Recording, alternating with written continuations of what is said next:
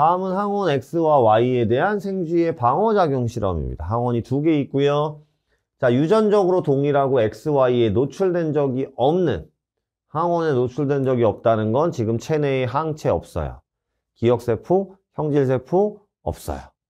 비림프가 불활성화 상태로 있는 거예요.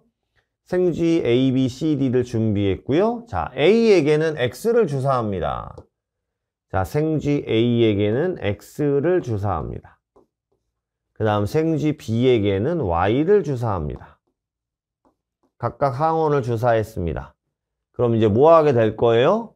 방어작용이 일어나겠죠.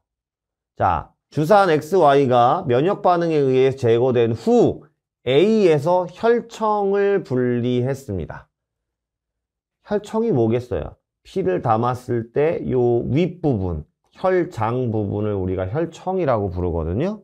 혈장하고 혈청은 그냥 같은 말이라고 생각하셔도 됩니다. 물론 뭐 같은 말은 아닙니다만 여기에는 항체만 있다고 생각하시면 됩니다. 이 방어작용을 할 때는 그냥 여기 혈청에는 항체, 그래서 항체를 면역 혈청. 모든 림프구들이나 모든 백혈구들은 그냥 밑에, 적혈구도 밑에, 혈구는 여기 가라앉아 있다고 생각하면 돼요. 그래서 자, A에서 혈청을 분리했다라고 하면 여기서 분리한 혈청은 X에 대한 혈청입니다. 이걸 누구한테 넣어줄 거냐면 C한테 넣어줄 거예요. GC에게. 됐죠? 그 다음 B에서는요. Y에 대한 기억세포를 분리했다 그랬어요. 기억세포는 이 혈구 부분에 있는 거고요. 그렇죠? 그러니까 얘는 Y에 대한 기억세포를 분리해서 D에게 주사를 했다 라고 써 있습니다. 그죠? 자, 일정 시간이 지난 후에 C와 D에 동일한 항원을 주사합니다. 동일한 항원을 주사합니다. 주사한 항원은 X와 Y 중에 하나입니다. 아, 문제 복잡하네요.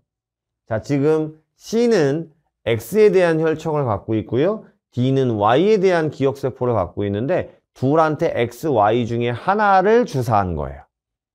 그럼 만약에 C한테 X를 주사하고 D한테 X를 주사했으면 뭐 C 같은 경우는 항체가 있는데 항원이 들어왔으니까 무력화가 될 거고요.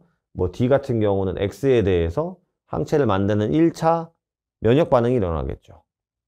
만약에 Y를 주사하면 여긴 Y에 대한 1차 면역, 여긴 Y에 대한 2차 면역. 이런 식이에요. 여러분이 딱 보시면 무슨 느낌인지 알 거예요. 항체의 농도 변화거든요. 항원을 딱 주사했더니 A 같은 경우에 바로 뭐가 일어났어요? 2차 면역이 일어났어요. 자, 2차 면역이 일어났다는 건 무슨 뜻이에요? 그 항원에 대한 기억세포가 존재한다는 뜻이죠. 그러니까 내가 넣어준 건 뭐예요? 내가 넣어준 건 Y를 넣어준 겁니다. 그러니까 얘는 Y죠. 그리고 A가 누가 돼요? 기억세포가 있는 D, B가 C, 이렇게 정리하실 수 있습니다. 이해 가시겠죠? 자, 이에 대한 옳은 설명만을 보기 위해서 있는 대로 고른 것은 기억에는 X에 대한 기억세포가 있느냐? 혈청에는 기억세포 없어요. 항체만 있다고요. 니은은 Y니? 네. B는 D가 아니라 C입니다.